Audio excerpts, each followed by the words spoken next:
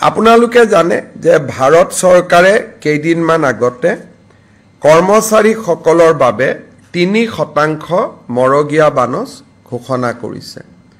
আজি সেন্ট্ৰেল গভৰ্ণমেণ্টৰ কৰ্মচাৰীসকলে পোৱা মৰগীয়া বানচৰ পাৰ্চেন্টেজটো হৈছে 58। কিন্তু অসম চৰকাৰৰ কৰ্মচাৰীসকলে এই মুহূৰ্তলৈকে মৰগীয়া বানচ পাই আছে 55%। ৰাজ্য চৰকাৰে ডিএ আৰু ডিআৰ পেনশনাৰসকলৰ বাবে আৰু চাকৰিয়াৰসকলৰ বাবে মৰগীয়া বানচ আজি 55%ৰ পৰা 58%লৈকে বৃদ্ধি কৰে।